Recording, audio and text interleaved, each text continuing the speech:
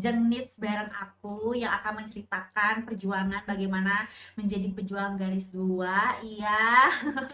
Kemarin kita cerita sampai mana? Sampai akhirnya aku hamil ya. Hamil setelah menikah langsung dikasih hamil sama Allah, dan kehamilan itu menjadi kado ulang tahun untuk suami aku.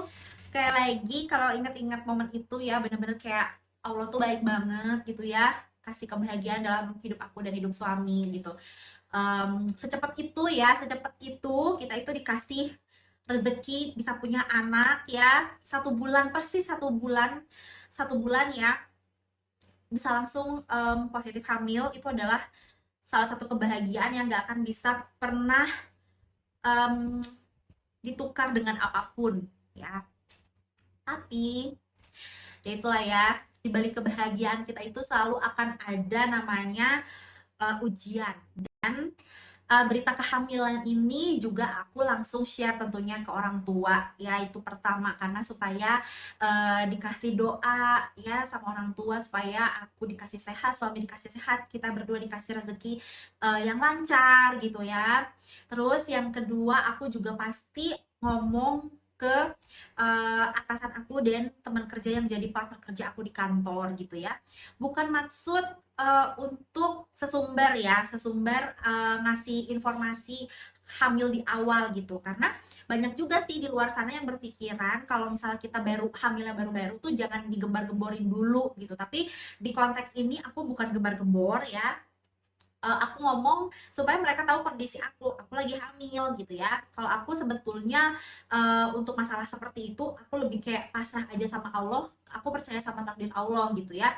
Mau aku ngomong di awal ataupun aku nggak ngomong, seandainya memang Allah kasih aku rezeki bisa sampai melahirkan 9 bulan dan selalu afiat, pasti itu akan terjadi gitu. Ataupun dengan hal sebaliknya gitu ya.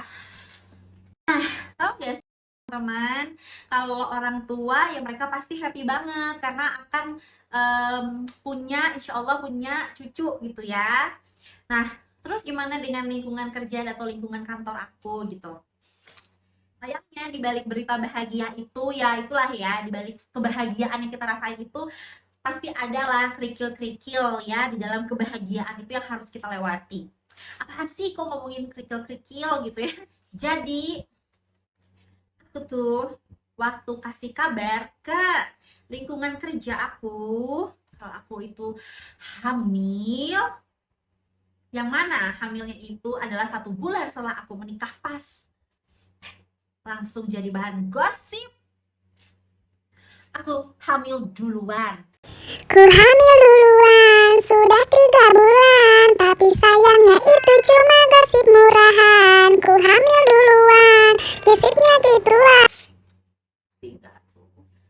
Jadi digosipin aku tuh hamil duluan, tahu nggak sih temen-temen, dan aku tuh rasanya sedih banget karena mungkin ya lingkungan kantor aku tuh terkejut, dan mungkin sebelumnya belum pernah ada yang langsung top chair kalau kata orang bilang ya, pulang nikah honeymoon, gak lama honeymoon langsung jadi gitu. Mungkin mereka amazing, saking saking amazingnya itu dijadiin bahan gosip kesana kesini, menyebar merebak kemana-mana. Kalau ingat-ingat itu kesel sebenarnya ya gitu, ya Allah aku tuh gak hamil duluan.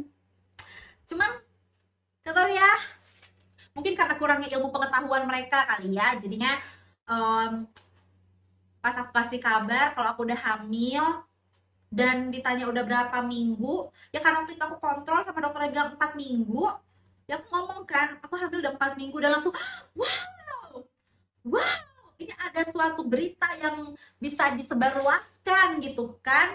Udah jadi kantor mungkin kayaknya udah nyebar ke antar cabang ya. Jadi ini untuk meluruskan kalau aku itu hamil duluan atau enggak ya. Jadi gini ceritanya, aku kan nikah bulan Februari, oke? Berarti aku terakhir datang bulan itu di Desember, bener kan?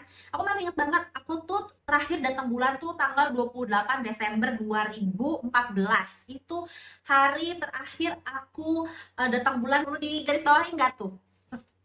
Jadi 28 Desember itu adalah hari haid aku terakhir sebelum menikah ya.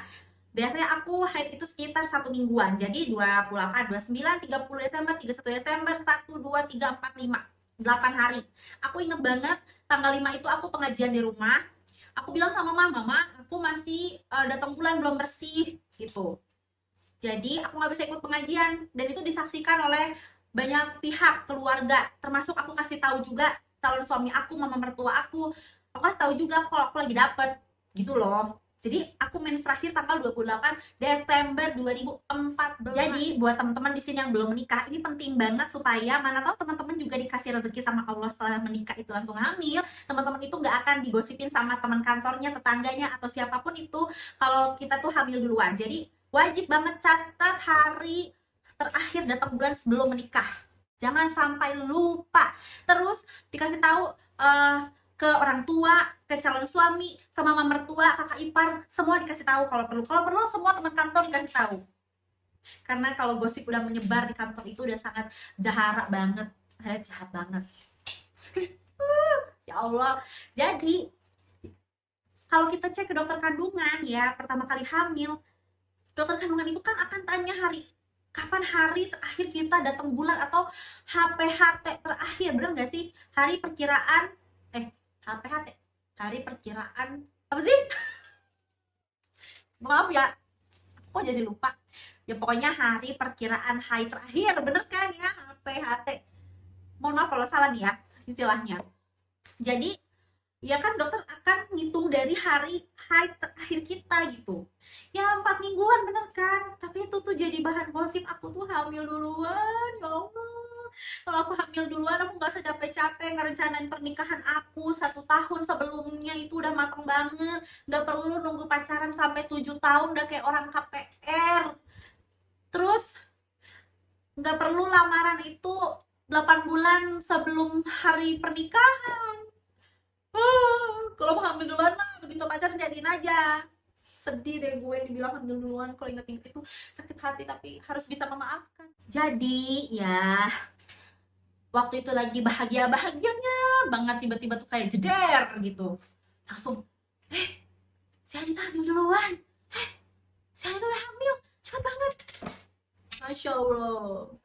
Terserah deh ya mereka mau ngomong apa kek, yang penting kan nanti pada saat brojol ya, pada saat baby lahir launching ke dunia kan bisa dihitung sendiri kan, gitu loh ya kan. Kalau inget itu aku tuh masuk ke bawah emosi, I'm sorry. Jadinya pada saat aku menikah ya, jadi hari terakhir aku waktu itu datang bulan tanggal 5 Februari, tanggal 6 Februari aku nikah, itu aku baru bersih dari datang bulan, baru selesai. Terus aku honeymoon ya, aku mungkin di masa subur itu langsung bertemu, dan bagaimana itu terjadi di dalam rahim aku, ya udah kalau kata Allah jadi maka terjadilah, kun fayakun, ya udah mau bilang apa ya kan. So ya itulah ya namanya orang. Jadi ingat ya buat yang belum nikah, penting banget buat catet hari tanggal terakhir datang bulan, supaya kalau nanti kalian menikah dan langsung dikasih rezeki punya anak seperti aku tanpa harus ada jeda dulu untuk menunggu, jadi kalian bisa membuktikan seandainya digosipkan hamil duluan dan lingkungan di mana teman-teman berada, teman-teman bisa menjelaskan dengan cara sabar dan sesuai dengan fakta dan realita, karena itu penting banget. Nggak mau kan ya, maksudnya kita tuh digosipin yang aneh-aneh gitu kan, padahal kita nggak kayak gitu. Oke, catat. Nah, jadi itu ya teman-teman keseruannya nih, keseruan setelah aku menikah, honeymoon, pulang honeymoon aku langsung hamil, bahagia, happy bersama suami, orang tua, keluarga tercinta. Tapi ada lingkungan, di satu lingkungan luar, dimana tuh responnya terhadap kebahagiaan kita ya ada seperti itu. Memang gak semua sih, memang gak semua, tapi ada gitu. Jadi ya itu dijadikan pelajaran hidup buat kita supaya kita tidak seperti itu kepada perempuan atau wanita lain, seperti itu ya.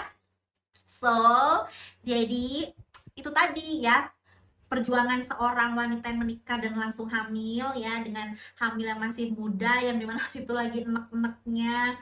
Alhamdulillah sih nggak sampai yang kayak gimana banget ya kehamilan aku waktu itu. Jadi paling kayak cium bau asap kendaraan terus langsung pusing gitu, terus cium wangi makanan yang agak strong, bumbunya juga langsung enak, ya wajar lah ya gitu. Ibu-ibu hamil di luar sana memang ada yang beberapa hamilnya itu enak, gak ada masalah dan keluhan sama sekali. Tapi beberapa perempuan juga kan ada yang mengalami seperti itu. Jadi itulah perjuangannya wanita setelah menikah dan langsung diberikan rezeki hamil.